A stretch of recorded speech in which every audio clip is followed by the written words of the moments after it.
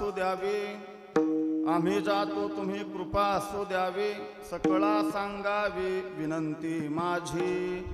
वाड वेळ झाला उभा पांडुरंग, वैकुंठा श्रीरंग बोलावितो। अंतकाळी विठू आम्हासी पावला, अंतकाळी विठू आम्हासी पावला, कुडी सहित झाला गुप्त तुका। आम्ही जातो तुम्ही कृपा असू द्यावी, सकळा सांगावी विनंती माझी। विठ्ठला विठ्ठला विठ्ठला विठ्ठला विठ्ठला विठ्ठला विठ्ठला विठ्ठला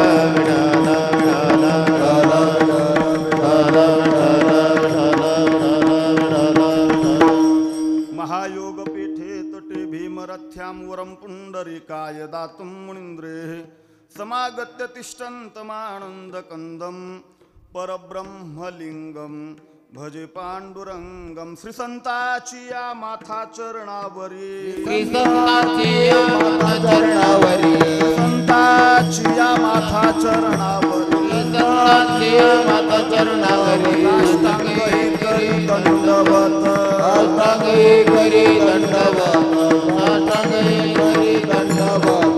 विश्रांती पावले कमळा उत्तरी, विश्रांती पावले कमळा उत्तरे, पडले अंतरी प्रेम, वाढले अंतरी प्रेम तुझ, वाढले अंतरी प्रेम तुझ।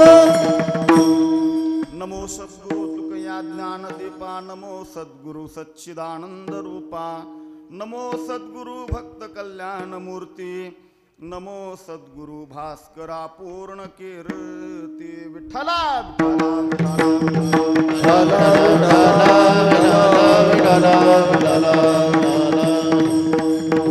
आम्ही जातो तुम्ही कृपा असू द्यावी, आम्ही जातो तुम्ही कृपा असू द्यावी, सकळा सांगावी विनंती माझी।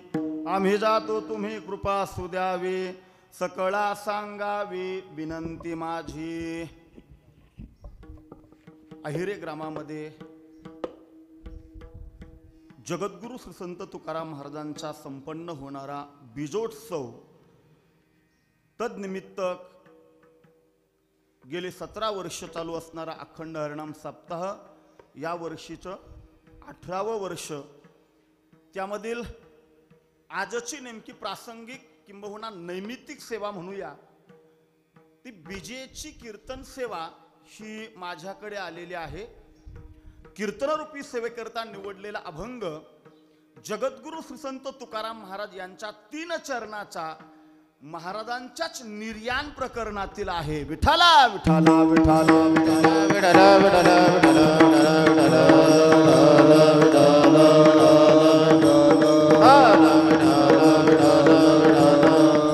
वारकरी संप्रदायामध्ये, संत परंपरेमध्ये जे बीजोत्सव साजरी केले जातात, त्यामध्ये 2 बीजोत्सव वारकरी संप्रदाय सप्ताह कीर्तन भजनाच्या माध्यमातून करतो। एक म्हणजे मागच्याच महिन्यामध्ये झालेली धर्मनाथ बीज आणि आजची असणारी जगद्गुरु श्री संत तुकाराम महाराजांची बीज। विठ्ठला विठ्ठला विठ्ठला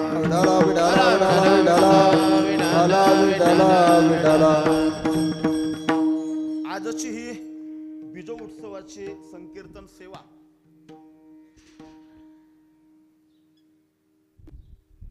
तुमच्या या भूमीचं वैभव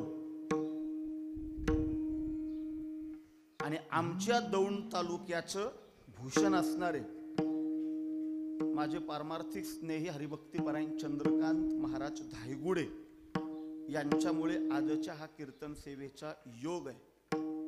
वंदन करेल मी यथोचित वेळ निवडून ज्यांनी या सप्ताहाचं बीजारोपण केलं ते हरिभक्तीपरायण विवेकनाथ महाराज। सुरू केलेली बीजेची परंपरा 18 वर्षापर्यंत आजीवन तुम्ही चालवली, म्हणून तुम्हालाही धन्यवाद।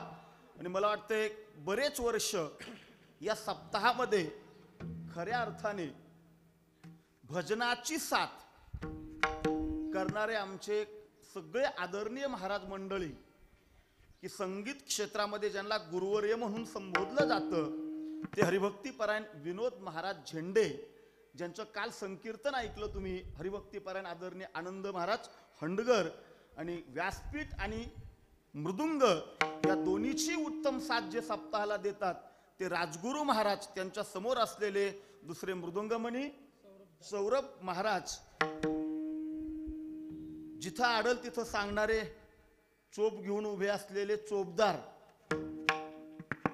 अशोक महाराज, आणि हार्मोनियम वादक तुम्ही सर्व ग्रामस्थ. आता माझी विनंती एवढीच आहे, सुरू करणं तुमच्या हातात होतं, संपवणं माझ्या हातात आहे. 12 वाजले म्हणून घड्याळ बघायची नाही. तुमच्या घड्याळा वैकुंठ गमन झालेलं नाही म्हणजे मी काय 2 वाजवेला असं बी डोक्यात आणू नका. हा, विठाला विठाला विठाला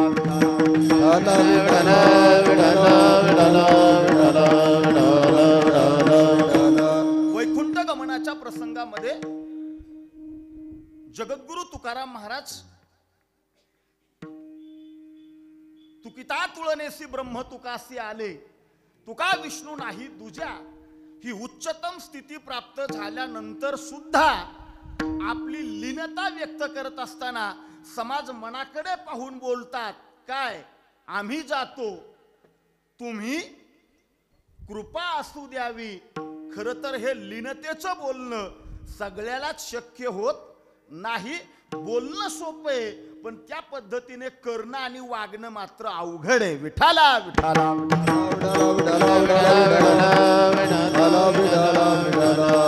महाराज बोलतात, वाढ वेळ झाला उभा पांडुरंग, वैकुंठा श्रीरंग, बोलावितो बोलवणाऱ्या परमात्म्याबरोबर तुकाराम महाराज कुडी सहित झाला गुप्त तुका. आणि एवढं झाल्यानंतर पुन्हा कसं म्हणायचं, वाढ वेळ झाला उभा पांडुरंग, म्हणून आम्ही जातो, तुम्ही विठाला विठाला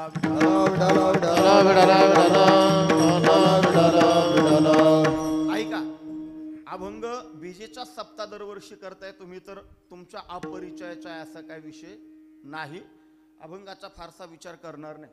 काय तास, सव्वा तास, 1.5 तास सापडेल त्याच्यामध्ये मी तुकोबारायांचे चरित्र तुमच्या समोर मांडून निर्याण प्रसंगाला अभंगाला स्पर्श करून पुढे जाईल. हा, विठाला विठाला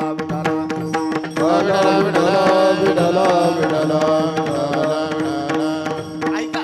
या महाराष्ट्र भूमीला जे जे संत लाभले, या महाराष्ट्र भूमीला जी जी संत मांदियाळी लाभली, अगदी कैवल्य साम्राज्य चक्रवर्ती माऊली ज्ञानोबारायदी 4 भावंड, नामदेवराय, एकनाथ महाराज, जगद्गुरु तुकाराम महाराज, नवे निळोबाराय, यापर्यंत जेवढी संत मांदियाळी लाभली ना, त्या सकल संत मांदियाळीमध्ये जगद्गुरु तुकाराम महाराजांना जनमानसामध्ये जेवढी लोकप्रियता मिळाली, तेवढी लोकप्रियता अन्य संतांना मिळाली नाही. ही तुलना जरी असली तरी तुलना नसून एक वास्तव सत्य तुमच्या समोर मांडतोय. विठाला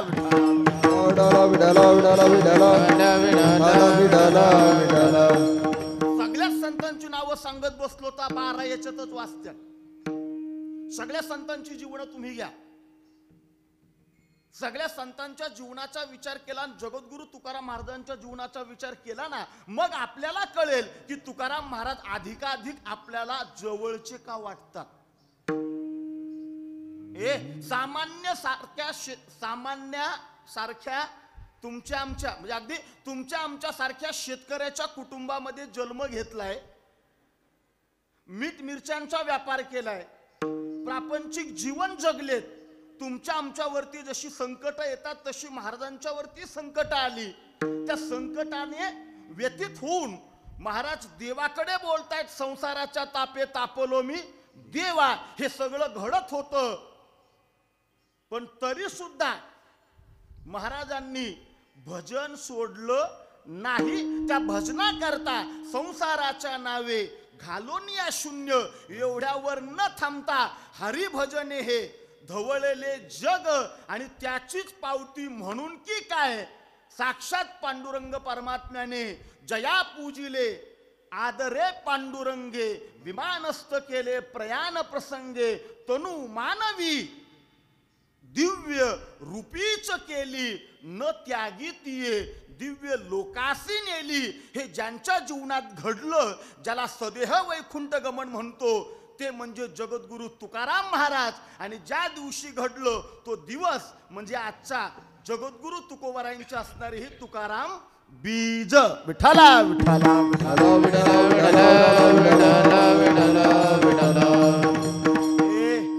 तुमच्या आमच्या जीवनामध्ये जशी प्रापंचिक संकट यावीत ना, त्याच्याही पेक्षा बेकार संकट आली. बसलेल्यापैकी कोणी बी सांगा, माझी एक बायकोन एक पोर खायला मिळत नाही म्हणून मेलय. आता एक बायको म्हणायला आधी दोन असाव्या लागतील. ध्यान देऊन ऐकलं कळलं. माझी एक बायको मेली म्हणायला त्याला किती असावं लागतील? दोन. मला वाटते बहुतेक सगळी एका वालीच असते, अपवाद सोडला तर. असला दोन तरी त्यांनी म्हणावं ना, माझी बायको अन्न पाण्या वाचून तडफडून मेली. एवढं दुःख आपल्या वाट्याला आलेलं नाही. तेवढं दुःख वाट्याला येऊन सुद्धा तुकाराम महाराज भजन सोडायला तयार नाही. म्हणून म्हटलं तुमच्या आमच्या सारख्यांना तुकोबाराय जे अधिक जवळचे वाटतात त्याला कारण ते आताच्याच भजण्याला म्हणावा करून करून भागला आणि देवपूजेला लागला. हे आताच म्हणलं जाते असं नाही. त्या काळातही तुकाराम महाराजांना म्हणणारी होतीच ना. अरे एक नाही दोन लग्न केली, दोन, आणि आता देवळात जाऊन करतोय भजन. याला काय म्हणायचं? म्हण नाही नाही, दुर्जनाच्या तोंडात हेच उद्गार असतील ना, करून करून भागला आणि देवपूजेला लागला. म्हणून म्हणतोय की तुकाराम महाराज तुम्हा आम्हाला जेवढे आज प्रिय वाटतात इतर संतांपेक्षा, ते खरं आहे. त्याचं कारण हे आहे. विठाला विठाला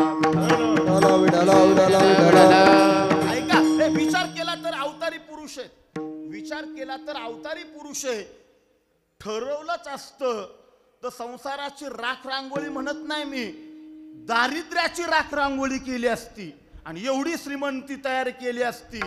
पण असणारी श्रीमंती तिला काडी लावली. हे आता मला वेळ किती मिळेल शंकाचे. 7-7 दिवस पहिलं तुकाराम महाराज चरित्र सांगायचो, आता 1.5 तासात मांडायचे. ते 7-7 दिवस तुकाराम महाराज चरित्र सांगायचो. महाराजांना माहिती आहे म्हणून महाराज म्हणले तुम्ही बीजच करा. आणि योग बी असा चांगला, आज रविवार आलाय. तुम्ही छापलंय ना मी मास्तर आहे म्हणून. मी पहिल्या तडाक्यात हा म्हणून मोकळा झालो त्यांना, बरं का. खरं सांगू का, तुकाराम महाराजांची गरिबीच महाराज लोकांनी समाजासमोर मांडली. तुकाराम महाराजांची गरिबी मांडण्यातच महाराज लोकांना धन्यता वाटली. ती गरिबी महाराजांनी मांडली आताच्या कीर्तनकारांनी. तुकाराम महाराजांची गरिबी समाजासमोर मांडण्यामध्येच कीर्तनकारांना धन्यता वाटली. ती गरिबी एवढी पिळवटून मांडली, ऐकणारी सुद्धा रडली. आणि ऐका, तुकाराम महाराजांची गरिबी सांगत सांगत सांगत महाराज लोक श्रीमंत झाली. खरं आहे ना? मग मी काय खोटं थोडं सांगतोय तुम्हाला. विठाला विठाला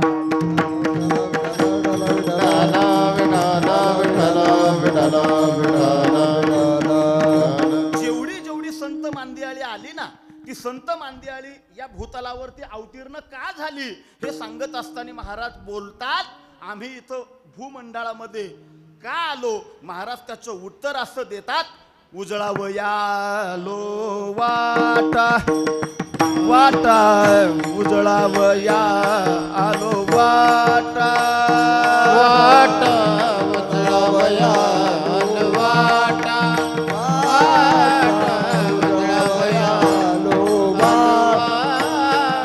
खरा खोटा निवाडा, खरा खोटा निवाडा, उजळावया आलो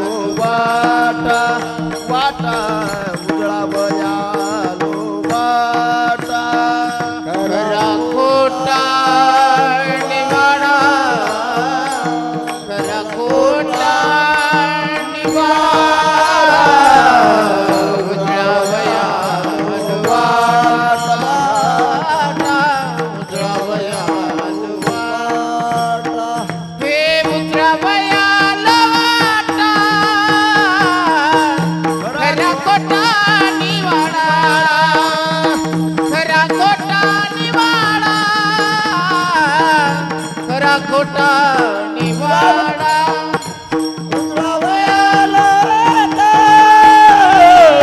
खरा खोटा निभाडा खरा खोटा निभाडा खरा खोटा निभाडा महाराज बोलतात आलो आलो. आम्ही इथले नाहीत, आम्ही आलो.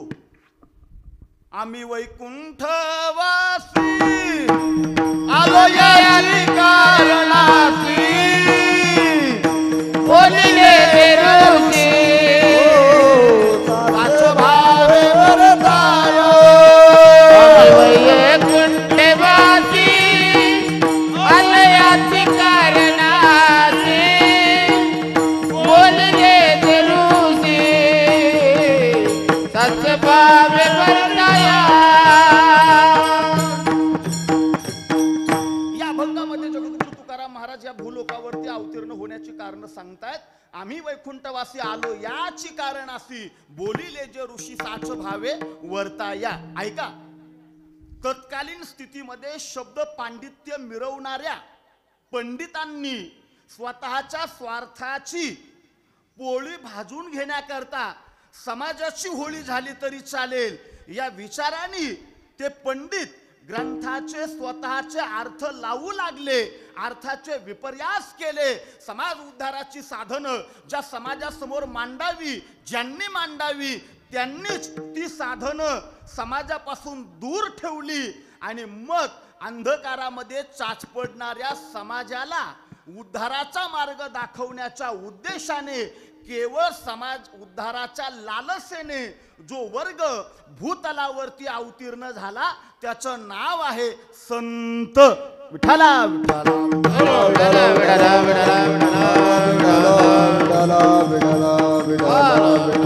ऐका, यामध्ये सगळी संत मानदेळ आहे ती सगळी. पण तुकोबरायांचं वैशिष्ट्य स्वतः रामेश्वर शास्त्री सांगतायत. एके काळातले विरोधक. एक बोलू का? ऐका, समाजामध्ये वावरत असताना आपल्या समर्थकांची संख्या कमी झाली तरी चालेल, पण आपल्या विरोधकांची गर्दी कमी होऊ देता कामा नये. कारण तेच विरोधक खऱ्या अर्थाने तुम्हाला पुढे जाण्याकरता प्रवृत्त करतात. म्हणून तर म्हटलंय ना, निंदकाचे घर असावे शेजारी. विठ्ठला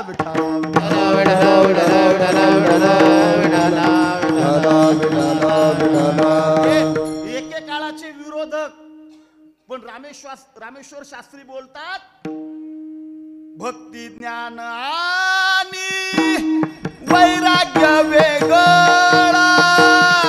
भक्ती ज्ञान आणि वैराग्य आगळा.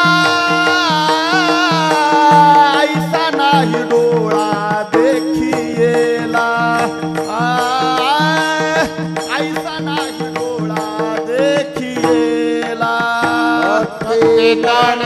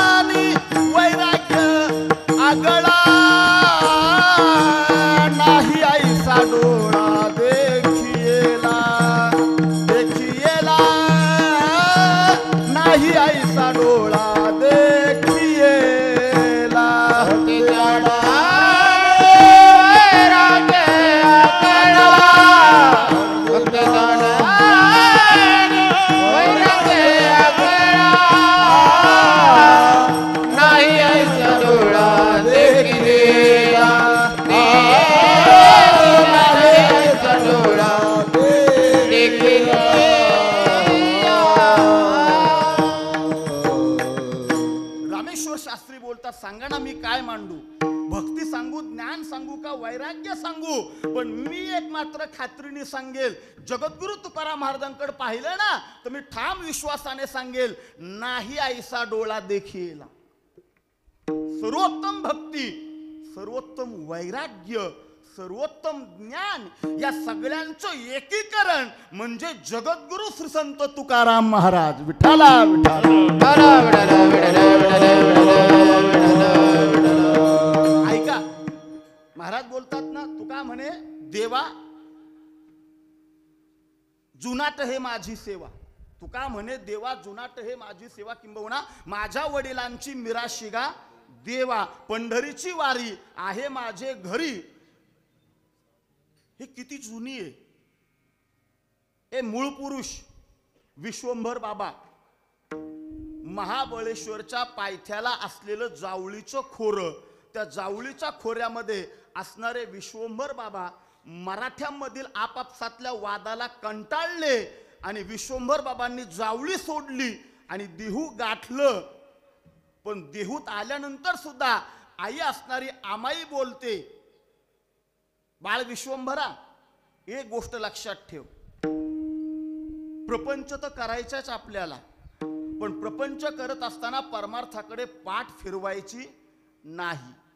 प्रपंची आसोनी परमार्थ साधावा, वाचे आठवावा रामकृष्ण. प्रपंची आसोनी परमार्थ साधावा. ज्ञानोबरांच्या भाषेत बोलू का? आसोनी संसारी जिव्हे वेगू करी. आले विश्वंभर बाबा देहू मध्ये. विश्वंभर बाबांना 2 मुलं हरी आणि मुकुंदा. ही दोन्ही मुलं एकदा शत्रूचं परचक्र आलं, त्या परचक्रामध्ये जी युद्धाला गेली ती मारली गेली. हरी आणि मुकुंदा दोन्ही मुलं मारली गेली. आपले पतिराज संपले, आता जगण्याचा अधिकार नाही म्हणून दोघी सती चालल्या. मुकुंदाची पत्नी सती गेली, पण हरीची पत्नी सती जाऊन दिली नाही, कारण तिच्या गर्भामध्ये त्या घराण्याचा वारस होता. थोडक्यात ती गरोदर होती. मग तिला समजावलं, तुझ्या देहाचं काय करायचे याचा अधिकार तुला आहे, पण उदरामधले असलेला वंश त्याचा मात्र तू त्याग करू शकत नाही, त्याला तू मारू शकत नाही. तिला ते पटलं म्हणून तिच्या पोटी जन्माला आला तो विठ्ठल. ऐकताय ना? विश्वंभर बाबा, हरी, विठ्ठल. नाही आता मुकुंद का म्हणणार नाही, वंश थांबला. मूळ पुरुष विश्वंभर बाबा, नंतर हरी, नंतर विठ्ठल, पदाजी, शंकर, कान्हया, बोल्होबा आणि 8वे जगद्गुरु तुकाराम महाराज. 8 पिढ्या भक्ती चालली होती म्हणून महाराज बोलतात, माझ्या वडिलांची मिराशिगा देवा. विठ्ठला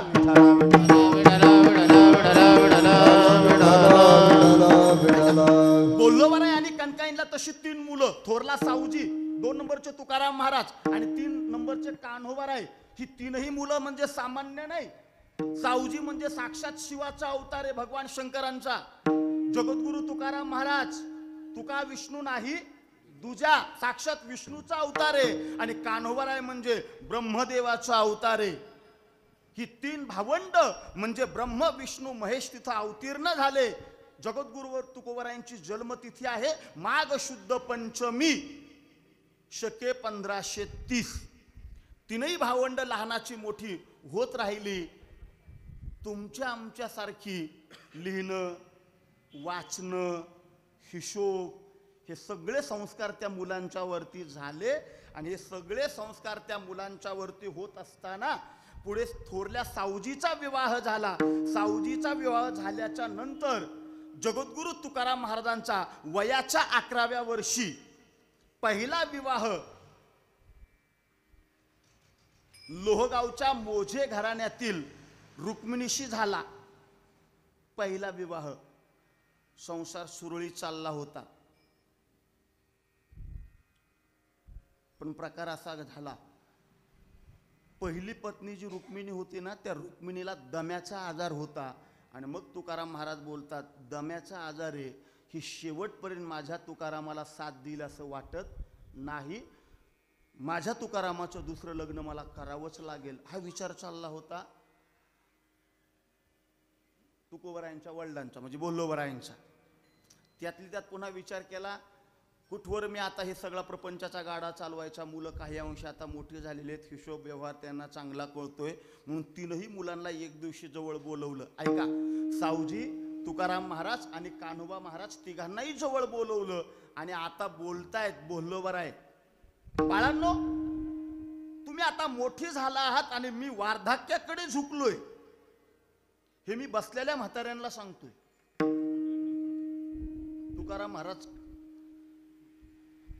मोठे झाल्यानंतर, कळीत झाल्यानंतर तुकाराम महाराजांचे वडील काय म्हणत होते, बाबांनो, मी आता थकलोय, वयोवृद्ध झालोय, म्हातारा झालोय, तुम्ही कळीत आहात, व्यवहार तुम्हाला चांगला कळतोय, मला असं वाटतंय थोरल्या असणाऱ्या सावजीने आता प्रपंचाची जबाबदारी उचलायला काय हरकत नाही. एवढे शब्द कानावर पडल्या बरोबर सावजी म्हटले, हे पहा, थोरला होतो, लग्न केलं, पण खरं सांगू का, माझं प्रपंचात लक्ष लागत नाही, त्याच्यामुळे माझ्याकडून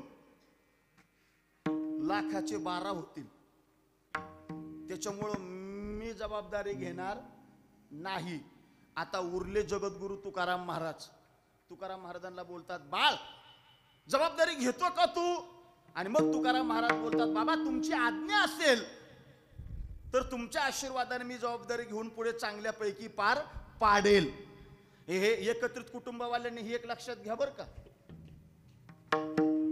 घराचं घरपण तेव्हा टिकतं जेव्हा कुटुंबातला प्रत्येक सदस्य आपली जबाबदारी वाटून घेतो आणि ती प्रामाणिकपणे पार पाडतो. अन्यथा त्याच घरामध्ये भेदाच्या भिंती उभ्या राहायला वेळ लागत नाही. आणि त्या भिंती तयार झाल्या तर एकाच्या 2 चुली कधी होतात तेही कळत नाही. विठ्ठला विठ्ठला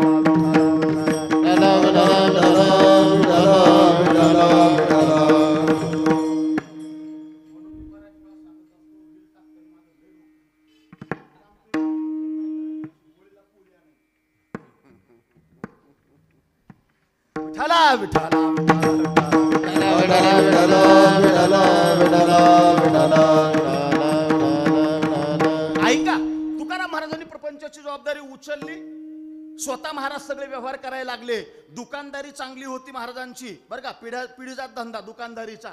तुका वाणिज्य महाराज स्वतःला म्हणून घेतात ना, त्याचं कारण ते किराणा मालाचं दुकान होतं आणि बाजारपेठेत होतं. बाजारपेठेतला हा कोण मुलगा आहे, चांगल्यापैकी चोख व्यवहार करतोय, ग्राहकांशी किती चांगलं बोलतोय. अरे ग्राहक कसं हाताळावं त्याला कळतंय. प्रत्येक बाजारी दुकानावरची मी गर्दी बघतोय, अरे मानलं पाहिजे या मुलाला. या मुलाला जर मी माझी मुलगी दिली तर खरंच त्या मुलीचं सोनं होईल म्हणून विचार करत होते.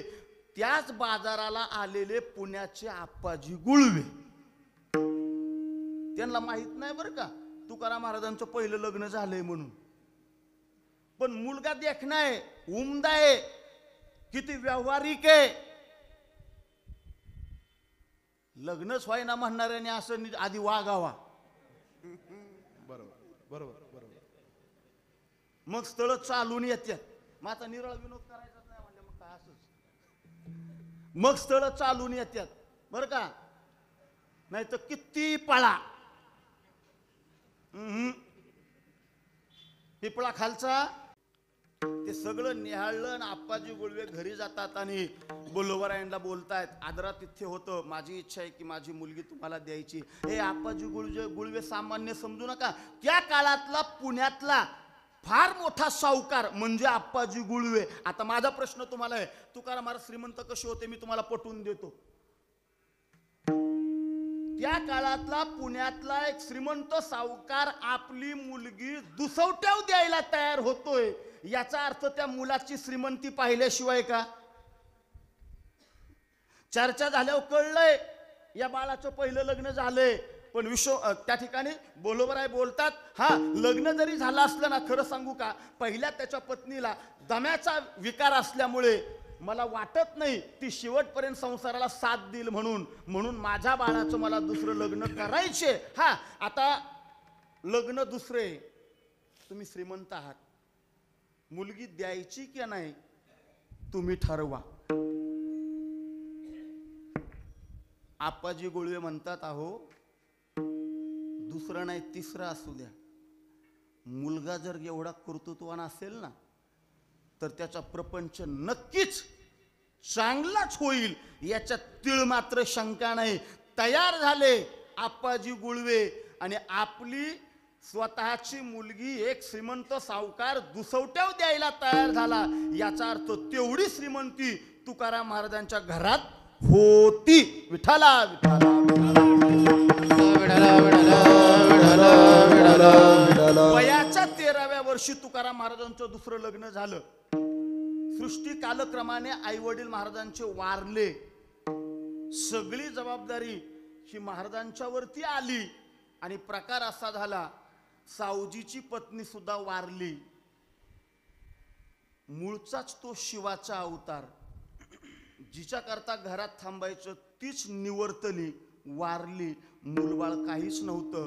वैराग्य जाग झालं आणि सावजी घर सोडून जे निघून गेले, पुन्हा सावजीचं काय झालं याचा उल्लेख सुद्धा इतिहासात कुठं आला नाही. विठाला पण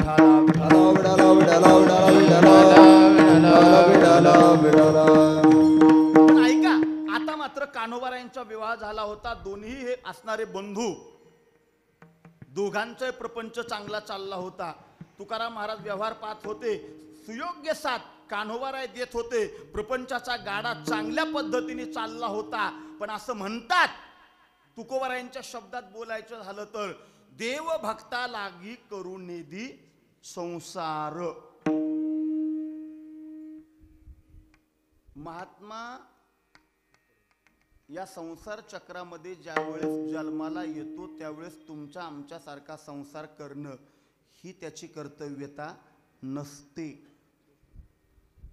दैव दुर्विलास त्या काळामध्ये असणारा प्रसिद्ध दुष्काळ पडला शके 1550ला. तो दुष्काळ इतका विचित्र होता. त्याच दुष्काळामध्ये महाराज बोलतात, माझ्यावरती एवढे वाईट दिवस आले. अरे जे गाव मला तुका शेट म्हणत होत, जे गाव मला मान पान देत होत, तेच गाव त्याच दुष्काळामध्ये माझी एक पत्नी आणि एक मुलगा ज्यावेळेस अन्न करून मेली, त्यावेळेस आता मात्र मला कुणी विचारायला तयार नाही. विठाला विठाला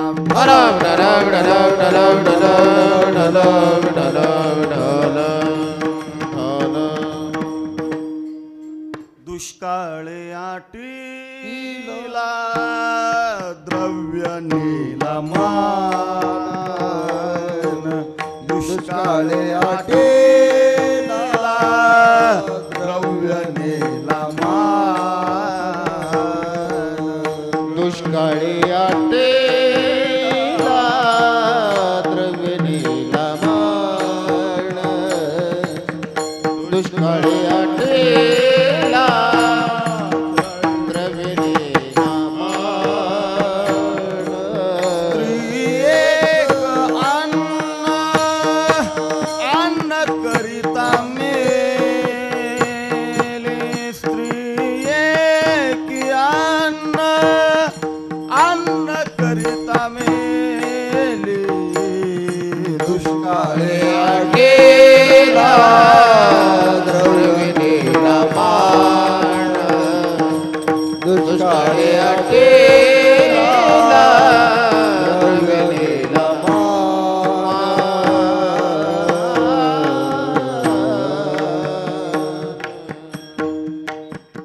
घरात दुष्काळ सांगेल ना तो पाऊण तास जाईल, रडताल तुम्ही.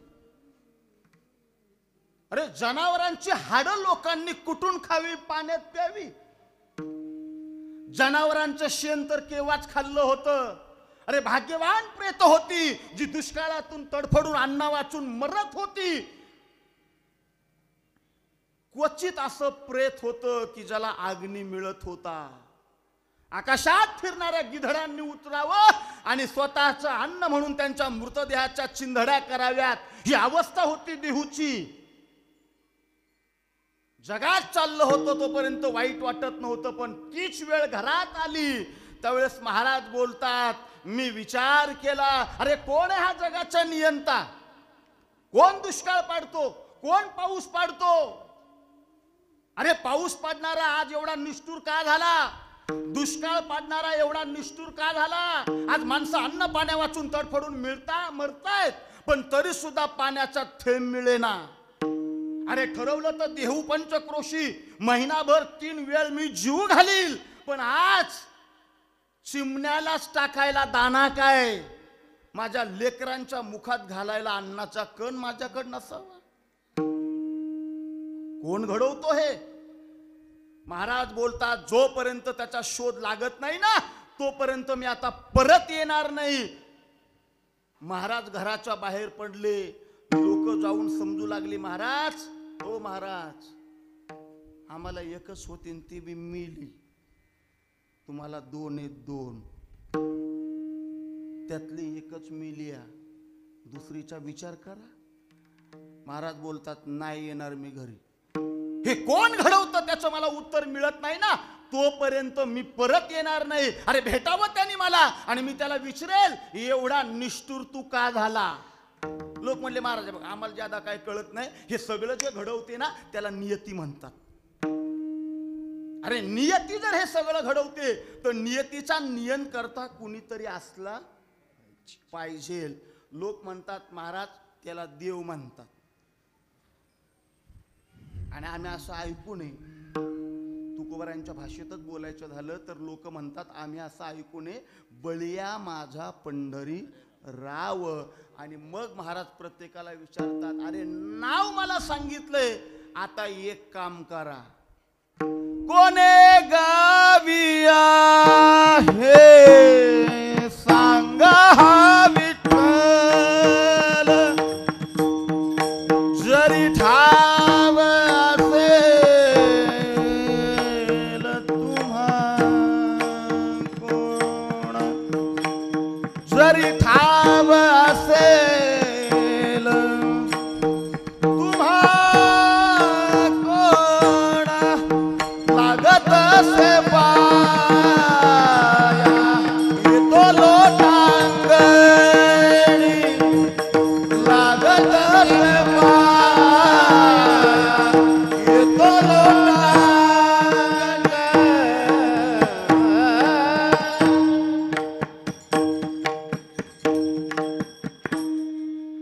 फार विदारक दुष्काळाचं वर्णन दासबोधात आले बरं काय. समकालीन दासबोधामध्ये रामदास स्वामींनी ते दुष्काळाचं चित्र रंगवलेले. सगळं सांगत बसत नाही मी. झालं काय, भामगिरीवरती महाराज जात आहेत. भामगिरीवरती भामचंद्र म्हणूया दुसरं नाव. 15 दिवस महाराजांचं देहीची विदेही भोगू दशा या स्थितीमध्ये भजन घडलं आणि प्रकार असा झाला, 15 दिवसा माझी झाला साक्षात्कार. साक्षात सगुण परमात्मा महाराजांच्या समोर प्रगट झाला. यथोचित चर्चा झाली, प्रश्नांची उत्तरं मिळाली आणि आता महाराज भंडारा भामचंद्र सोडून खाली आले. पण महाराज बोलतात, बस मला आता कळून चुकले, असणारं जगत मिथ्या आहे आणि मिथ्या जगतामध्ये फक्त सत्य परमात्माचे. सत्य तू, सत्य तू, सत्य तू विठ्ठला. महाराज बोलतात, आता ठरलंय काय, फलकट तो संसार येथे सार भगवंत, येथे सार भगवंत, येथे सार भगवंत. ऐसे जागवी तो मना सरसे जना सहित, ऐसे जागवी तो मना सरसे जना सहित, सरसे जना सहित, सरसे जना सहित.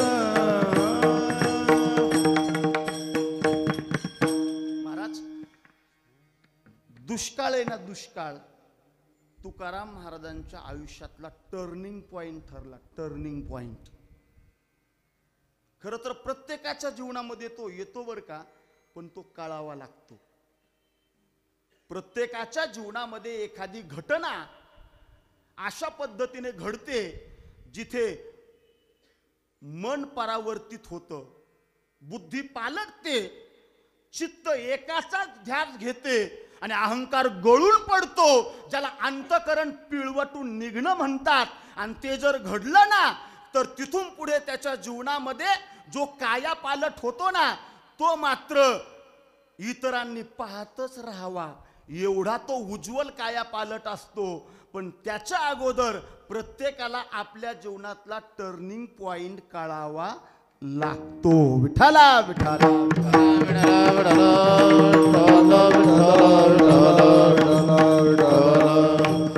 हे महाराज घरी आले नाही, महाराजांना घरी आणलं. कान्होबारायांनी महाराजांना घरी आणलं आणि मग बोलतात, महाराज ओ महाराज आता बाद झालं, भजन बाद झालं. तोपर्यंत दुष्काळही निघून गेला होता, काही अंशी पाऊस पडला होता. लोकांना आपण जी कर्ज दिलती ना, कर्ज ते आता वसूल करू. लोकांचे दिवस चांगले यायला लागलेत. आपण कुठवर दारिद्र्यात जगायचो, लोक सुधारली. बरं भीक नाही मागायची, दिलेलीच कर्ज आता त्यांच्याकडून घ्यायची. हे सगळे शब्द ऐकले आणि मग तुकाराम महाराज म्हणायला लागले, ए कान्होबा नका मज पाशी वदो प्रपंचाचे विषयी, वदो प्रपंचाचे विषयी, वदो प्रपंचाचे विषयी. प्रपंचाचे विषयी, वदो प्रपंचाचे विषयी, वदो प्रपंचाचे विषयी.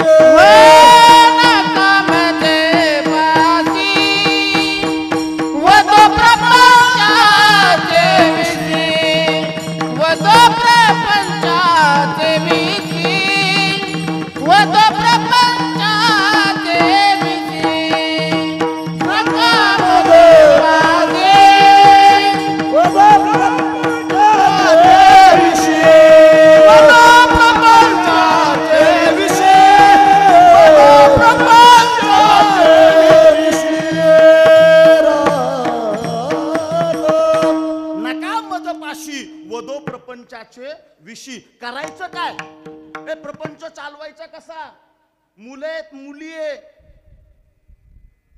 पोट भरायची कशी यांची. काळजी जिजाईला पडली. जिजाईनी कोणाच्याही दारात जावं, उसनं पैसे आणावेत, व्याज देणारं घर, पण आता व्याजाने कर्ज घ्यायची पाळी आली. आणि तुम्हाला खरं सांगू का, जिजाई कर्ज मागाय गेली ना की लोक कर्ज द्यायची. बरं का, कर्ज द्यायची का, चांगलं माहिती होतं तुकाराम बाबाकडे जरी काही नसलं तरी जिजाचं माहेर श्रीमंत आहे, वेळ आली तर तिकडून आणून देईल, पण ती बुडवणार नाही. भरपूर पैसा आणायचा, तुकाराम महाराजांकडे द्यायचा. महाराजांनी मिरच्याचा व्यापार केला, मिठाचा व्यापार केला. पण खरं सांगू का, दुर्जनांच्या भाषेत जरी मिठाचा व्यापार केला असला ना, तरी प्रपंचामध्ये देव नावाचा मिठाचा खडा पडला होता. त्यामुळे तो प्रपंच रंगायला तयार नव्हता. आणि खरं सांगू का तुम्हाला, हे प्रपंच कोणाचा सुखाचा होतो, नीट ऐका बरं का. ऐका बाकी जाऊ दे मरू दे. आपण तरी कोण आहे, बायका पोरावालीच आहेत का नाही. आता तुम्ही सगळीजण बसलाय म्हणून म्हणतोय बायका पोर, तशी सगळ्याला एकच आहे. म्हणजे मला बी शब्द अनेक वचने असला तरी, आपण जरी बायका पोरवली असलो ना तरी संसार त्याचा सुखी होतो. ऐका कोणाचा, बायकोच्या कष्टाची जाण ज्या नवऱ्याला आहे, बायकोच्या कष्टाची जाण ज्या पतीला आहे, आणि पत्नी विठाला विठाला ऐका, बायकोच्या कष्टाची जाण ज्या पतीला आहे आणि ज्या पतीच्या कर्तृत्वाची जाण पत्नीला आहे, या दोन्ही गोष्टी जिथे एकत्रित येतात ना तिथेच संसाराचा गाडा चांगला चालतो. विठाला विठाला.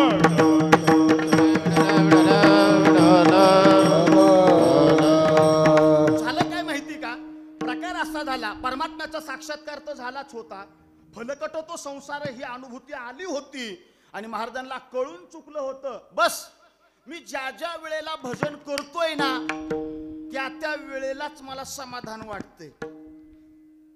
प्रपंचात डोकावलं तर सगळा दुःखाचा डोंगरच दिसतोय. आणि मग महाराजांनी आता पण केला काय, सदा नाम घोष करू हरि कथा, सदा नाम घोष करू हरि कथा. सदाची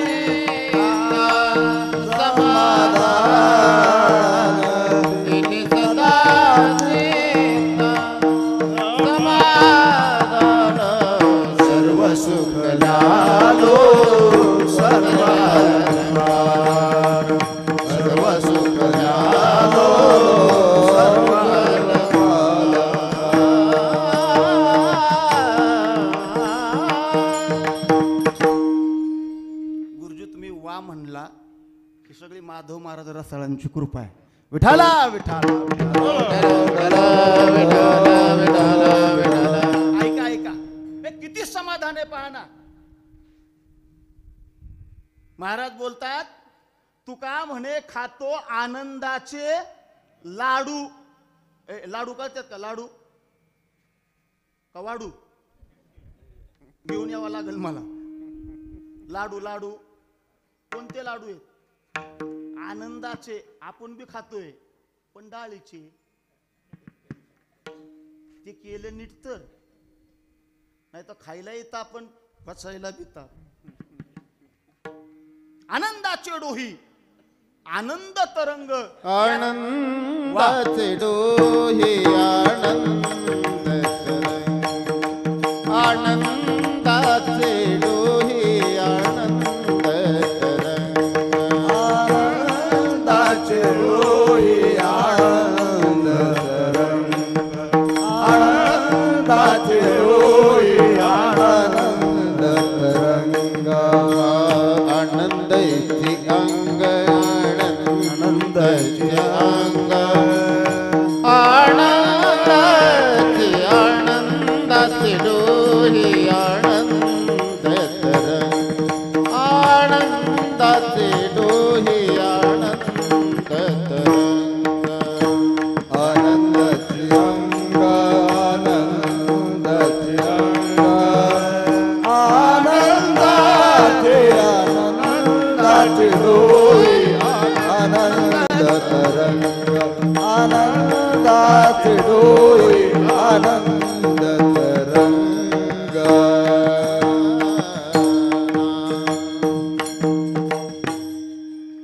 अंतःकरणामध्ये जगद्गुरूंची ही स्थिती बनली होती. पण खरं सांगू का, समाजाला या स्थितीचं काही घेणं देणं नव्हतं. कर्ज परत मिळायला तयार नाही, व्यवहार बसला, व्यापार बसला. आणि आता प्रकार असा झाला, तुका शेठ म्हणणारी तू क्या म्हणायला लागली. माफी मागून बोलतोय, चरित्र सांगतोय म्हणून. एक बोलू का,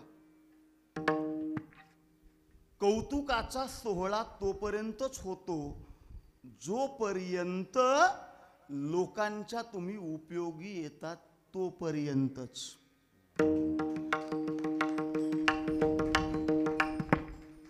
कौतुकाचा सोहळा तोपर्यंतच होतो जोपर्यंत तुम्ही लोकांच्या उपयोगी येतात तोपर्यंत. एकदा आपल्या उपयोगी येत नाही हे कौतुक करणाऱ्यांच्या लक्षात आलं ना, तर तुमच्याच निंदेची खिरापत घरोघरी जाऊन वाटायला सुद्धा मागं पुढं पाहत नाही. म्हणूनच म्हटले, काही लोक अशी आहेत, काय गरज सरो वैद्य मरो. विठाला विठाला.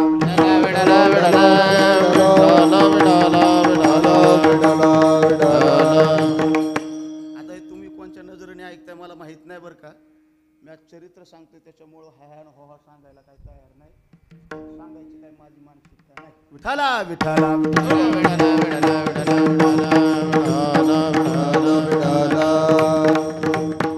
ऐका, माणसाने स्वार्थी जरूर असावं. माणसाने स्वार्थी जरूर असावं, पण आपल्या पोटा पाण्याच्या स्वार्थाकरता दुसऱ्याचं आयुष्य उद्ध्वस्त होईल इतकं कपटी त्याने नसावं. अरे भूतांची दया भांडवल हे संता. इथं तुकाराम महाराज कपटीपणाने वागतील कसे? जनदेव तरी पायाची पडावे या अवस्थेला पोहोचलेले महाराज होते. प्रकार असा झाला, पुढे जिजाईच्या लक्षात आलं महाराज प्रपंचावरती लक्ष द्यायला तयार नाही. आता असा दृष्टांत म्हणून एखादा दृष्टांत सांगतो. चला विठाला विठाला. दया करणे जे पुत्रासी त्याची दासा आणि दासी म्हणजे काय लक्षात घ्या. प्रकार असा झाला, एक दिवशी महाराजांचं चाललं होतं पहाटेचं भजन. आता पहाटेचं भजन म्हणजे त्याला काय म्हणतात? काकडा. पहाटेचा काय असतो? काकडा. हे कळतंय ना? पहाटेचा असतो काकडा, पण थंडीनी होतोय आकडा, म्हणून ज्याची गोधडी सुटत नाही त्याला काय कळल? काकडा. स्नान झालं, अंगणामध्ये महाराजांनी घोंगडी टाकली, देवपूजा उरकली होती आणि महाराजांचा काकडा सुरू झाला. राम कृष्ण हरी जय जय राम कृष्ण हरी, राम कृष्ण हरी जय जय राम कृष्ण हरी राम. पहाटेचा काकडा चालला होता आणि प्रकार असा झाला, जिजाई आता स्नानाला बसणार होती. स्नानाला बसत असताना जिजाईंच्या लक्षात आलं, अरे काल निरोप आलाय उद्या भाऊ येणारे. काल निरोप आलाय उद्या भाऊ येणारे. मग जिजाई विचार करते, अरे माझ्या प्रपंचातलं जे दारिद्र्यपण आहे ना, त्या दारिद्र्यपण मी माझ्या भावासमोर मांडणार नाही. ते जर त्यांनी बघितलं आणि आपल्या वडिलांना जाऊन सांगितलं ना, तर आपला बाप ढसा ढसा रडल्याशिवाय राहणार नाही. अरे श्रीमंत सावकाराची कन्या आहे ती.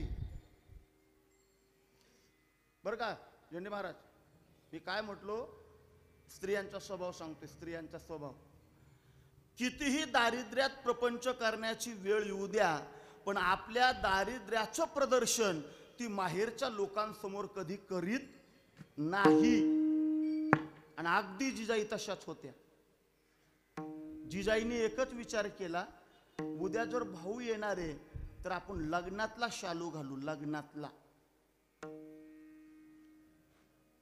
ए सरा आता पुढं. आता फुलावाली येतील, सरा पुढं. फुलावाली येतील आणि फुल करतील. या सरा पुढं सरा. मी तुम्हाला मग कशीच म्हणणार होतो, पण म्हणलं जाऊ द्या आता. पण आता ती त्यांच्याकरता जागा का करायची माहिती का? ती तुम्हाला विस्कळीत करणार आणि लक्ष विचलित करणार. सरा सरा पुढं सरा. तुम्ही सरा सरा. मी 12:30 पर्यंत कीर्तन बंद करणार. 12:30 ला फुलं टाकणार आहे. चला पुढे या, पुढे या. सरा पुढं सरा. विठाला विठाला विठाला विठाला विठाला विठाला विठाला. भल्या पहाटेच्या महाराजांचा चालला होता काकडा. जिजाई स्नानाला बसल्या होत्या, पण स्नानाला बसण्यापूर्वी जिजाईंच्या लक्षात आलं, अरे आपला भाऊ येणारे भाऊ, त्या भावासमोर आपल्या प्रपंचातलं दारिद्र्य दाखवायचं नाही. ए भाऊच काय, ए भाऊच काय, माहेरचं माणूसच आलं पाहिजे असं नाही बरं का.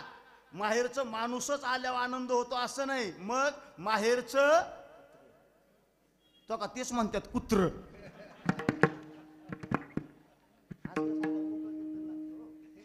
माहेरचं कुत्र जरी बघितलं ना, लय बिचारीला आनंद होतो. प्रकार असा झाला, जिजाईंनी एक संदूक होतं. संदूक कळते ना? पीटी. पीटी आता त्या काळातले शब्द वापरतोय मी. जिजाईंनी संदूक पेटी उघडली. पेटी उघडल्यानंतर नवा शालू होता. तो नवा शालू एकदा झटकला. ही कुणाला कळल माहिती का? ही 9 वारीवाल्यालाच कळल, 6 वारीवाल्याला कळायचं नाही. जुना शालू घेतला, तो 2-4 वेळा झटकला. झटकल्यानंतर त्याच्या घातल्या मिऱ्या आणि मिऱ्या घालून त्याला एकदाचा दिला. बोला ना, हे काय ज्ञानेश्वरीतलं सांगतो काय मी. मिऱ्या घातल्या, पिळा दिला आणि पिळा दिलेलं ते लुगडं घेऊन, लुगडंच म्हणतो आता, लुगडं घेऊन जिजाई स्नानाला निघाल्या. कुठं? बाथरूम मध्ये. मग नाहनी नाहनी नाहनी कळती का? नानी नानी म्हणतोय मी. नानीत बी आंघोळच करतात आणि बाथरूम मध्ये झोपा नाही करीत, आंघोळच करतात. फक्त फरक एवढा आहे, घराच्या आत असतं ते बाथरूम आणि बाहेर असते ती. कळली ना मग नानी? याला म्हणायची नानी. हा एक भिंत तर घराचीच असते बघा, बरोबर ना? आणि दुसरी भिंत अशी कमरे एवढे उंचीनी अशी बरोबर येल आकाराने वळून आतमध्ये प्रवेश करता येईल अशी ती, त्याला म्हणायची नानी. जिजाईंनी पाणी घेतलं, उकळलेलं पाणी घेतलं आणि ओतलं कशात? हा गंगाळ. आता त्याला गंगाळ शब्द नाही, त्याला शब्द काय आहे? गंगाजळ ठेवण्याचं पात्र.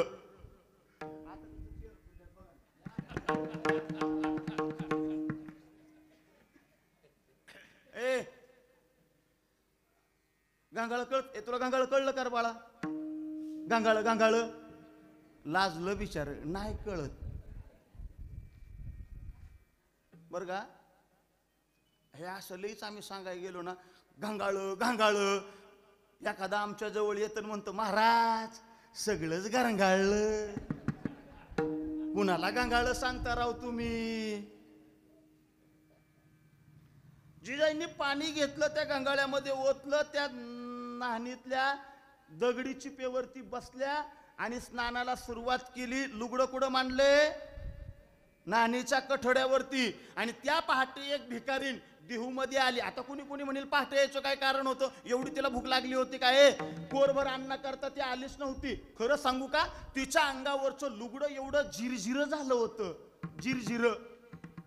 लज्जत्व रक्षणा करता ते उचित राहिलं नव्हतं. ती विचार करते, अरे कोरभर अन्न करता दुपारची जर मी गावभर फिरायला लागली ना, तर अन्न मिळायचं राहू द्या, पण गावातले काही काही नतद्रष्ट दुर्जन एवढ्या नको त्या नजरेने पाहतात, कधी कधी वाटतं तांभर पाणी प्यावं आणि उपाशी झोपावं. पण उपाशी कुठवर झोपल? जरी झाला संन्याशी, मध्यान्नाशी, तोंडवाशी, तुमचं आमचं काय घेऊन बसला? तिच्या डोक्यात कल्पना आली, उद्या पहाटे देऊ ज्याच्या दारात गेल्यानंतर आपल्याला उघडं दिसेल ना, तिथं जाऊन त्याला म्हणू, बाबा कमीत कमी तुझ्या मंडळीचं फाटकं लुगडं तरी आम्हाला दे. ह्या विचाराने ती चालली होती देऊत. ती चालली होती देऊत. हे कधीच सांगतोय? पहाटच. ती चालली होती देऊत आणि देऊतली चालली होती देऊच्या बाहेर. कधी? पहाट. भिकारीन चालली होती देऊत आणि देऊतली चालली होती बाहेर. कशाला? नाही वेळ कळलं तुम्हाला? पहिली माणसं तेव्हा ग्राम स्वच्छता अभियान, ते शौचालय वगैरे काही नव्हतं. पहिली माणसं आहे ना, पहिली माणसं घरी खायची. आहो, घरी खायची. कशी ऐकतात? जसं काय ज्ञानेश्वरीतलं सांगतोय मी आता. ऐका, इतक्या वेळ बारीक तोंड करून बसली होती. घरी खायची आणि शौचाला बाहेर जायची. आता सुशिक्षित झाली, मॉडिफाय. सुशिक्षित झाल्याचा परिणाम कुठं बी खात्याल. आता पुढचं सांगितलंच पाहिजे करावं मी. एक जुना काळ, माणसं घराच्या बाहेरचा. हे मी का सांगतोय? विनोद करायचा म्हणून नाही हा, बरं का विनोद महाराज? विनोद करायचा म्हणून नाही. तिने एक अंदाज केला, ज्या अर्थी देहूतली माणसं बाहेर पडतात त्या अर्थी देहू जाग झालेलं दिसतंय. आता योग्य वेळी मी आली, पण जायचं कोणाच्या घरी, जायचं कोणाच्या घरी एवढ्या पहाट विचार करत चालता चालता चालता चालता चालता चालता तिच्या कानी शब्द पडले, राम कृष्ण हरी जय जय जय जय राम कृष्ण हरी.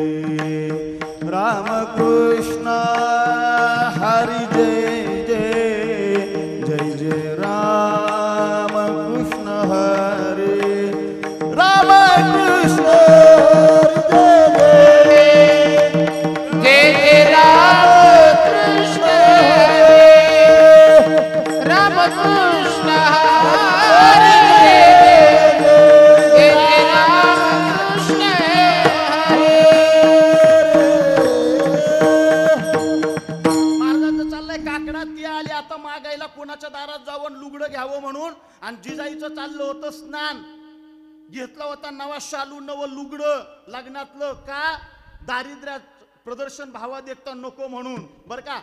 हा विचार करणारा जिजाई जशा त्या काळात होत्या ना, तशा आज सुद्धा बऱ्याचशा जिजाई आहेत, त्या विचार करतात आपल्या प्रपंचाचं दारिद्र्य माहेरच्या लोकांना दिसता कामा नये. असा विचार करणाऱ्या आजही जिजाबाई आहेत, म्हणून बऱ्याच तुकाराम बुवांचं बरे नाही तर काय खरं नाही. आणि अशा बी जिजाबाई आहेत ना, 5 अकरावाल्याला द्या, 10 अकरावाल्याला द्या, नाही तर 50,000 लाखभर रुपये महिना आहे त्याला द्या. ती शेजारी जाऊन जर बसली ना, तर शेजारी म्हणती काय म्हणा बर का, प्रपंच बाकी तुझाच. तशी ती म्हणती ग. ती म्हणली काय झालं, म्हणली शहाणे मी म्हणून नांदले. अरे तू म्हणून नांदले, दुसरीने काय त्याला सरपणात घातला असता का?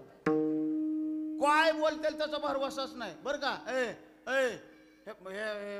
महिला बोलायला लागले ना, लाड लाड आपल्या नवऱ्याविषयी कधी कधी शेजारणी जवळ काय बोलतील त्याचा भरवसाच नाही. पहिल्या तळक्यात ठरलेलं वाक्य असतं बायांचं. पुढची जर म्हणली ना बाया प्रपंच वाक्य तुझाच, नवरा वाक्य तुझाच, तशी ती म्हणती गप. ती म्हणती का शहाणे, ती किती शहाणे. हे मान हलवत्यात, हा हा म्हणतात, अवघडच काम आहे राव. ती किती शहाणे मलाच माहितीये. ती काय म्हणती माहिती का, अगं तुला खरं सांगू का, आमच्या त्यांना चोका काहीच कळत नाही म्हणतात. ठरलेलं वाक्य, आमच्या त्यांना काहीच कळत नाही, बर का. बायको कुणाची बी असू द्या,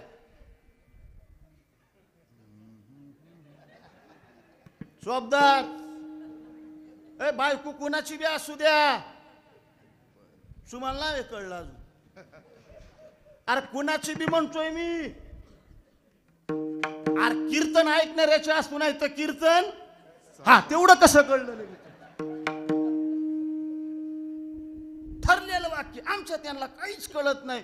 एक म्हणले अगो बाया तुझं महाराष्ट्र किती चांगलं कीर्तन सांगत्यात, हजार हजार अभंग पाटे, ज्ञानेश्वरी पाटे. तशी ती म्हणती मग त्याला काय काढी लावायचे खाता. ती म्हणली अगं पण झालं काय, कशाचं काय म्हणली, कीर्तन मग चांगलं करतं पण दिल तेवढंच पैसे घेऊन येत. त्यामुळे ती अजून मोटारसायकलीवर फिरत आहे. नाही महाराजांनी सांगितलं म्हणून मी गाडी आणली नाही, नाही पुन्हा माझ्याकडेच बघताल तुम्ही. ती आई बाई बोलता बोलता बोलता म्हणली मग मी चलू का चलू का. अगं म्हणली तू आल्या आल्या तर म्हणली 2 तास गप्पा मारायचे. अगं म्हणली होती पण इष्टी बघितली का, इष्टी तेवढ्यात इष्टी थांबली. तू मग काय बघता तिकडे, तेवढ्यात इष्टी थांबली आणि ती महाराज तिचं उतारलं. तसं ती म्हणली तू बघितलं नाही का, म्हणली काय, आला आमचा सप्ता. दायगोडे महाराज आपलं सांगितलं कसं बरं वाटलं ह्यांना बघा ना. आता आपल्याकडे शब्द नाही पण मराठवाड्याच्या भाषेत बोलू का, आमचं एवढं नाही इचाकलेलं अजून. विठाला विठाला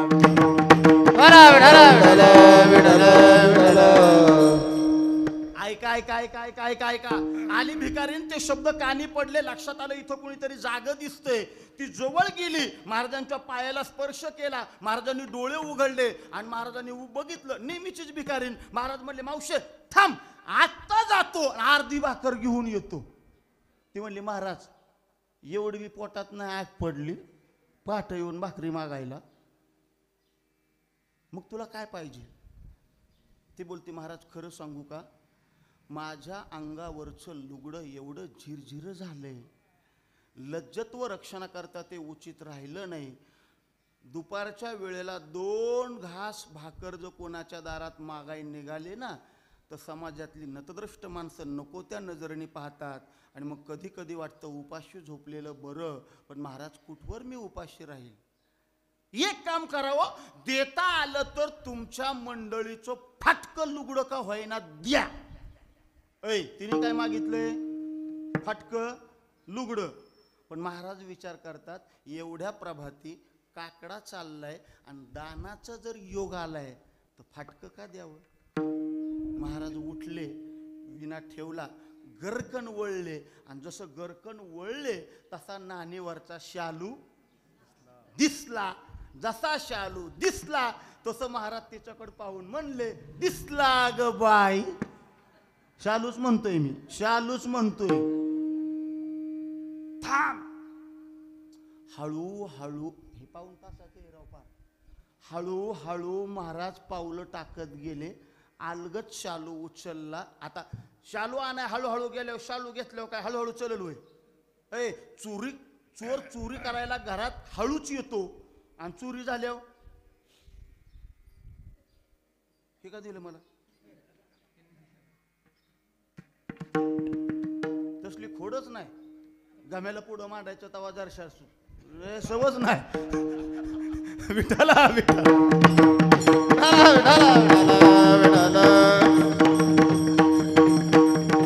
महाराज विचार करतात, बस आता द्यायचंय शालू. ठरले पक्क.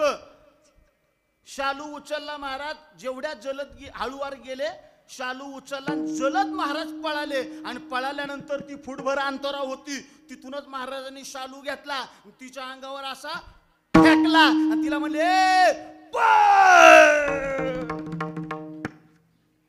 शालू हाताला लागल्यानंतर जसा नवा दिसतोय तिने पाहिला तशी ती म्हणली, महाराज महाराज ओ महाराज, एवढा नवा नको, जुना द्या जुना, तुमच्या मंडळीचं फाटकं लुगडं द्या. महाराज म्हणले, हे बघ, ह्यो आपला आवाज नाणीत गेला ना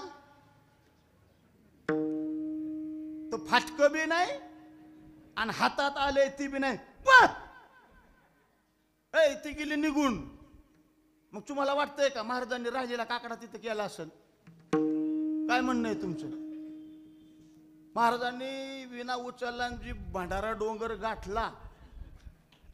मी का बोलतोय तुम्हाला हे? भूतांची दया, भांडवल संता, असं दया दान धर्म परोपकाराने महाराजांचं जीवन आता सजलं जात होतं. त्याचा प्रकार असा झाला, पुढे पुढे महाराजांना गुरुपदेश झाला. गुरुपदेश ऐका बरं का, एक गोष्ट लक्षात घ्या. परमार्थाची सुरुवात ही जरी पुण्याईने होत असले ना, तरी परमार्थाची सांगता म्हणजे तुमचा उद्धार हा गुरु कृपेशिवाय होऊ शकत नाही. ज्ञानोबाराय सुद्धा बोलतात, आता उद्धरिलो गुरु कृपे.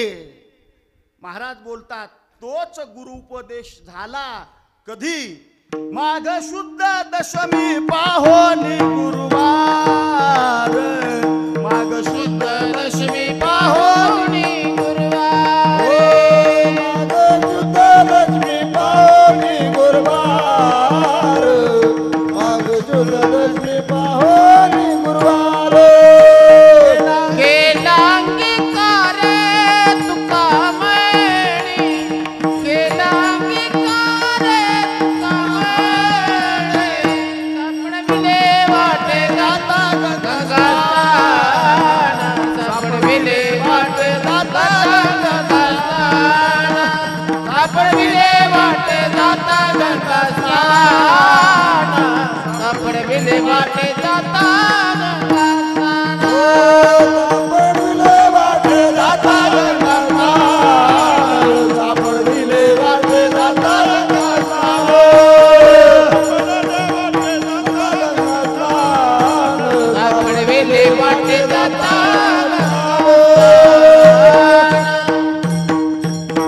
आधीच परमार्थाची झालेली वृद्धी, त्यानंतर मिळालेला गुरुपदेश आणि पुढे प्रकार असा झाला, जगद्गुरु तुकाराम महाराजांना कवित्वाची झालेली स्फूर्ती.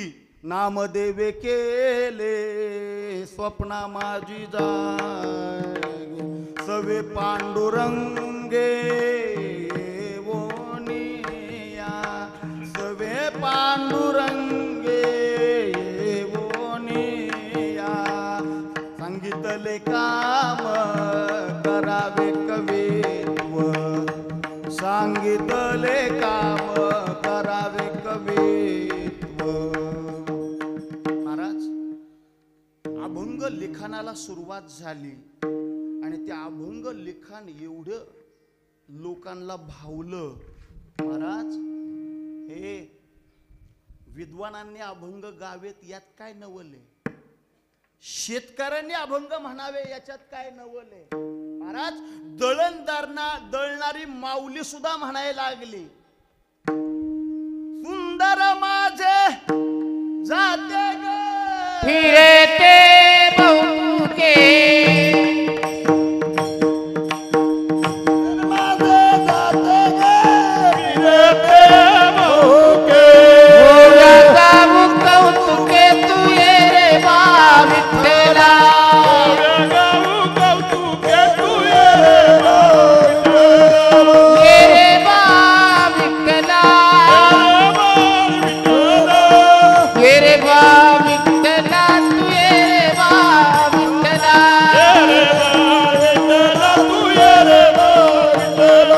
दिवस व दोन्ही कुंटे गे प्रपंचाचे नेते गे.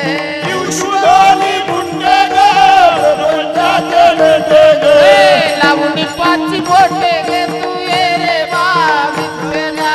लावून पाची बोटे गे तू ये रे बा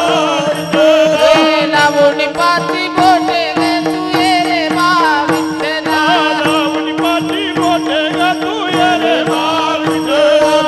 ये रे बा विठ्ठला. हे जात्यावर दळणारी महिला अभंग गात होती. तो अभंग सामान्य नव्हता. वेदाचा तो अर्थ आम्हासीच ठावा. वेदाची वचनं त्या अभंगामध्ये सामावली होती. परिणाम असा झाला, तत्कालीन असणारा ब्राह्मण वर्ग महाराजांच्या विरोधात निघाला. एक तुम्हाला सांगू का, कोणाची प्रगती पाहून माणसाने जळू नये बर का. बरीच माणसं अशी असतात दुसऱ्याच्या आयुष्याचा खेळ करायला पाहतात. पण लक्षात ठेवा, नियतीने ठरवलं ना तर दुसऱ्याच्या आयुष्याचा खेळ करणाऱ्याचा नियती कधी तमाशा करील. कळत नाही. पांडवाच्या आयुष्याचा खेळ करायला गेलते कौरव, पण त्याच कौरवांच्या आयुष्याचा काय तमाशा झाला हे मी वेगळं सांगायची तुम्हाला गरज नाही. एक लक्षात घ्या, सज्जनांच्या वाटेवरती कधीच जाऊ नका. सज्जनांची निंदा, सज्जनाची टीका, सज्जनाची बदनामी कधीच करू नका. उलट जेवढी तुम्ही त्याची बदनामी करताना तेवढी त्याची कीर्ती वाढत जाईल.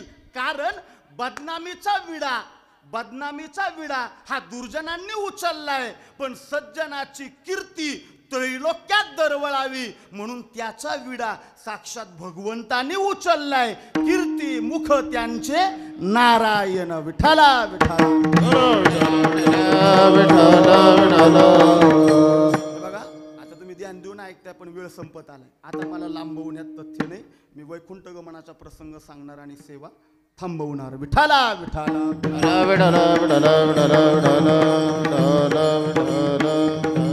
फक्त एक लक्षात घ्या, ही सगळी कीर्ती तुकोबरायांची छत्रपती शिवाजी महाराजांच्या कानी गेली. आणि छत्रपती शिवाजी महाराजांच्या कानी गेल्यानंतर स्वतः छत्रपती शिवाजी महाराज तुकोबरायांच्या भेटीला येत आहेत. पण महाराज सांगतायत, महाराज भेटा जरूर, कीर्तन ऐका, पण नजराना परत पाठवला म्हणून वाईट वाटून घेऊ नका, कारण तिही त्रिभुवनी आम्ही वैभवाचे धनी. खरं तर सांगू का, धन कशाला म्हणावं हेच आपल्याला कळत नाही. धन दौलत संपत्ती याच्या मागे आपण धावतो. आज समाधान मिळेल, उद्या समाधान मिळेल आपल्याला वाटतं. पण खरं सांगू का, आपण ज्याला धन समजतो संत त्याला धन समजत नाही. संत त्याला धन समजतात. धन घरी पांडुरंग अभंग हे सरेना. त्याचा परिणाम जीवनातलं समाधान सुद्धा कधी सरत नाही. विठ्ठला विठ्ठला.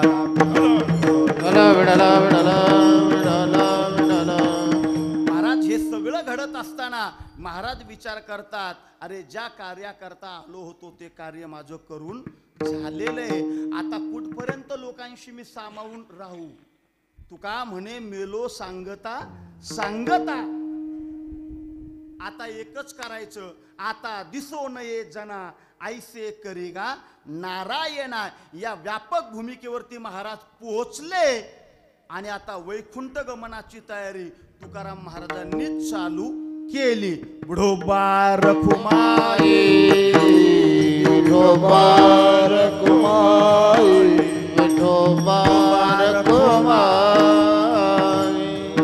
रखुमाई विठोबा रखुमाई रखुमाई विठोबा रखुमाई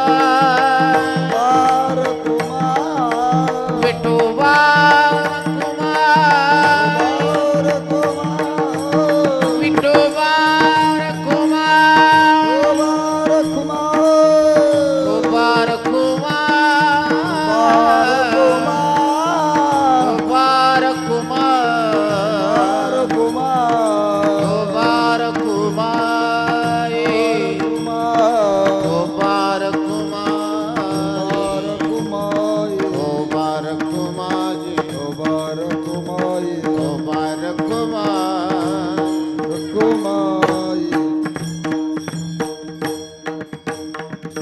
आम्ही जातो तुम्ही कृपा सुद्या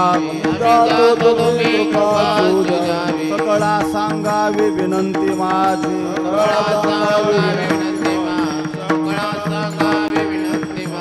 आम्ही जातो तुम्ही कृपा सुद्या सांगावी विनंती माझी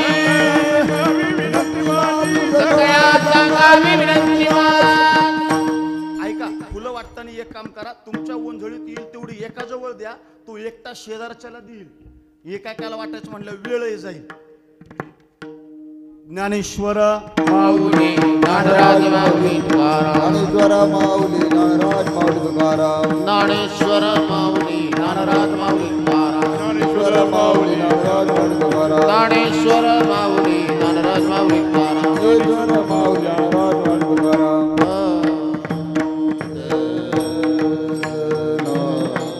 फाल्गुन शुद्ध दशमीचा दिवस उजाडला. तत्पूर्वी तुकाराम महाराजांनी ज्या ज्या वेळेला सनकादिकांची भेट झाली त्यावेळेस सनकादिकांना विनंती केली होती, तुम्ही सनकादिक संत म्हणविता कृपावंत, एवढा करा उपकार, सांगा देवा नमस्कार. मग तुकाराम महाराज विचार करतात, सनकादिक जायचे कधी, लक्ष द्या इकडे, सनकादिक जायचे कधी, माझा निरोप द्यायचे कधी. आणि मग गरुडालाच विनंती करतात महाराज, गरुडाचे पायी ठेवी वेळोवेळा डोही, वेगी आणावा तो हरी मज दिना ते उद्धरी.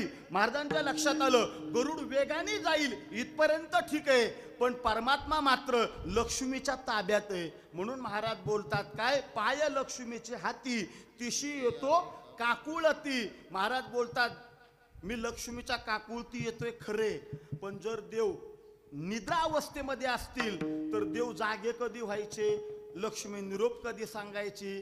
मग शेषालाच विनंती केली, तुका म्हणे शेषा जागे करा ऋषिकेशा, निरोप पोचला. आणि मग महाराज सांगतात जगाला, आपुल्या माहेरा जाईन मी आता, जाईन मी आता,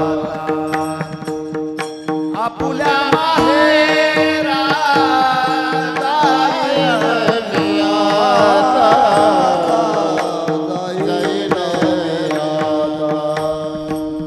निरोप या संता हाती आला, निरोप या संता हाती आला, आपुल्या माहेरा जाईन मी आता, जाईन मी आता. आपुल्या माहेरा जाईन मी आता, जाईन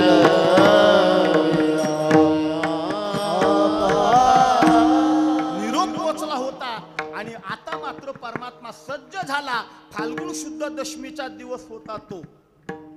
काय घडलं त्या दिवशी, जगद्गुरु तुकाराम महाराज बोलतात,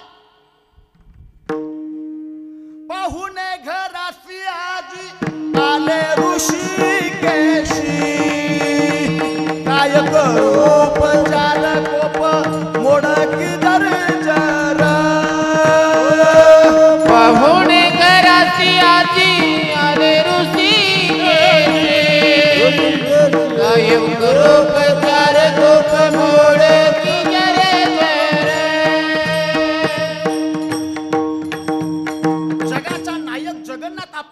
पाहुणा आलाय, महाराजांची धांदल उडाली आहे, आता कुठं बसवायचं, काय खायला करायचं.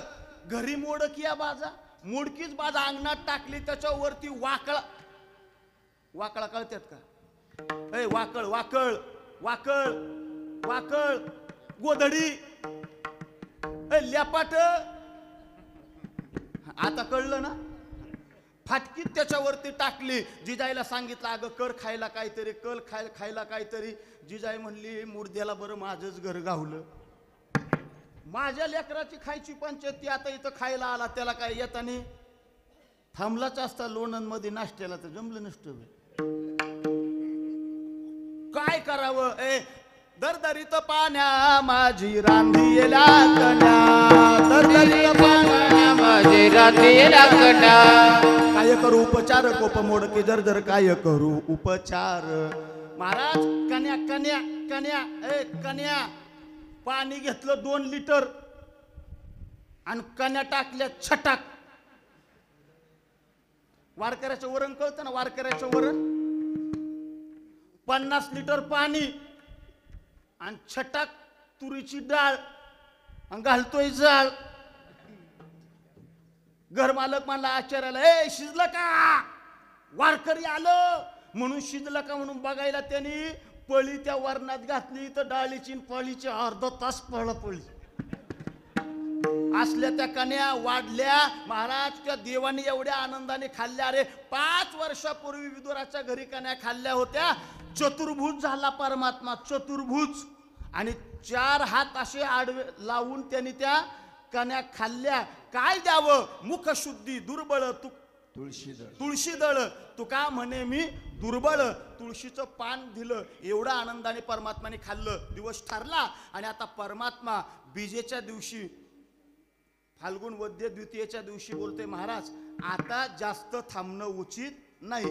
खरं तर महाराजांची जायची तयारी कधीच झाली होती. महाराज पौर्णिमेच्या आदल्याच दिवशी म्हणले, चला चला आपुल्या माहेरा जाईन मी आता. तसं लोक म्हणली, महाराज उद्या खाऊ द्या ना पोळ्या. खाल्ल्या पोळ्या. दुलवडीला महाराज म्हणले, ए चला. तशी लोक म्हणली, महाराज खाऊ द्या दुलवड. महाराज म्हणले, त्याच्यात काय? त्यातला एक जण म्हणला, तीच म्हणतोय ना मी, दुलवडीची मजा तुम्हा बुवा लोकांना काय माहिती. आता महाराज बोलतात, बस फाल्गुन वद्य द्वितीयेला बोलतात, आता राहणं उचित नाही. सगळ्यांना महाराज चला चला म्हणतायत, यायला कुणी तयार नाही. सर ते शेवटी महाराज जिजाला म्हणतात, ए जिजा अगं चल उराक. तशी जिजा म्हणली, बाया बरं आहे ना बाई असं म्हणू. तुकाराम महाराज म्हणले, जिजा मी माहेरला चाललो, माहेरला. लोक म्हणलेला का ही जादा भजन केलं की भजनी अशी चावळते. ए माहेर गाड्याला का बाईला? ए गाड्या माहेर गाड्याला का बाईला? बाईला. आणि तुकाराम महाराज काय म्हणतात, आपुल्या माहेरा जाईन मी आता. त्यातली एक बाई म्हणली, बाई हा काय प्रकार, कुठं चालले महाराज? जिजाई म्हणले, बघा आता म्हैस आहे, तिचं बघू द्या मला, व्यायला झाली. जिजाई नाही आल्या आणि सरते शेवटी आता तुकाराम महाराज बोलतात, ए आम्ही जातो तुम्ही कृपा तुझ्यावी. आम्ही जातो तुम्ही कृपा तुझ्यावी. आम्ही जातो तुम्ही कृपा सुद्यावे.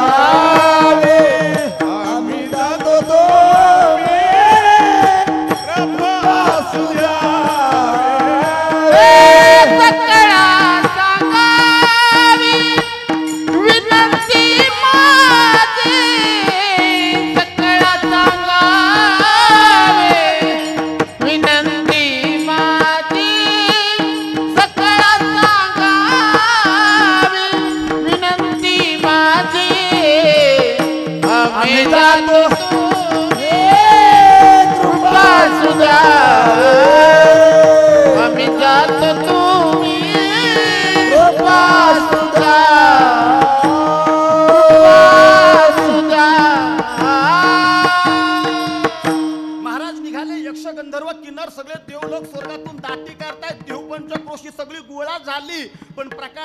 झाला. आता पुष्पक विमान जवळ आले. महाराज आता त्या विमानामध्ये बसणार आहेत. देव साक्षात महाराजांना बोलतात, महाराज चला चला चला. प्रकार असा झाला, महाराजांचा पाय विमानात पोचायला काय तयार नाही. महाराज असे भेलकांडायला लागले आणि महाराज जसे असे कलंडले ना, तसा कुत्सित भावनेने हसण्याचा आवाज आला. तो हसत होता, यम यम. तो म्हणला, महाराज हे ताकद नाही कोणाची, जो जो पठ्ठ्या गेला तो याच पठ्ठ्याने नेला. तुम्ही कुठं चालला एकटेच. महाराज म्हणले, ए शहाण्या, ए ए दात पाडक्या, इकडे इकडे इकडे. तो दात पाडू का म्हणले, इकडे इकडे इकडे इकडे. यमाला जवळ बोलवला, खाली वाकवलं, पाठीवर पाय दिला आणि महाराजांनी जगाला सांगितलं, जगा काळ खाय आम्ही माथा दिला पाय. खरं तर बरं का, आता मी पुन्हा फांद्या फोडत बसणार नाही. अगोदर धरणी माता आडवी आलती. धरणी माता म्हणली, महाराज पंचमहाभूतामध्ये सगळ्यात अंश माझा आहे. जो जो इथं आला तो देह इथं ठेवून गेलाय. तुम्हाला देह स्वर्गात न्यायचा अधिकार नाही. महाराज म्हणले, शहाणपणा करू नको, 12:30 वाजले. लहानपणी माझा देह मी तुम्हाला तुझ्या ताब्यात 3 दिवस दिला होता. आता हे सांगत बसत नाही. म्हणजे मी असं म्हणत नाही हे सांगाय मी पुन्हा येईल. तिला बाजूला झिडकारलं. महाराजांनी पाय दिला त्या यमाच्या पाठीवर. महाराज आता बसलेत त्या पुष्पक विमानामध्ये आणि सगळ्यांना सांगतात, आम्ही जातो, तुम्ही कृपा असू द्यावी आणि आशीर्वाद. महाराज म्हणले, काय बावळटाचा धंदा आहे रे. देव न्यायला आलाय, देवासोबत माझ्यासोबत चला म्हणतोय, ह्याच्यापेक्षा दुसरा मोक्ष कोणता आहे का, आणि मला मागताय आशीर्वाद का. महाराज बोलले, कर्म धर्म तुम्हा असावे कल्याण. जसं तुमचं कर्म तसं तुम्हाला आशीर्वाद. त्याच्यात बी लोक खुश झाले. म्हणजे किती लोकांना महाराज कळाले, प्रश्नच आहे का नाही. आणि मग महाराज त्या पुष्पक विमानामध्ये बसले.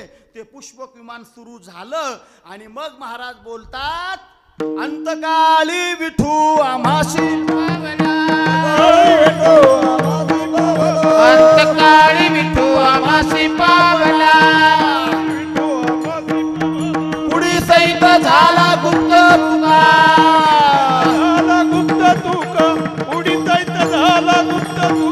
अंतकाळी विठू आम्हाशी पावला, अंतकाळी विठू आम्हाशी पावला, अंतकाळी विठू आम्हाशी पावला.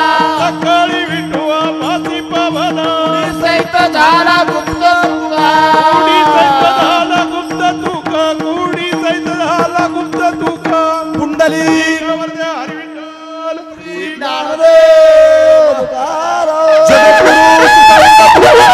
महाराज की जय. तुकाराम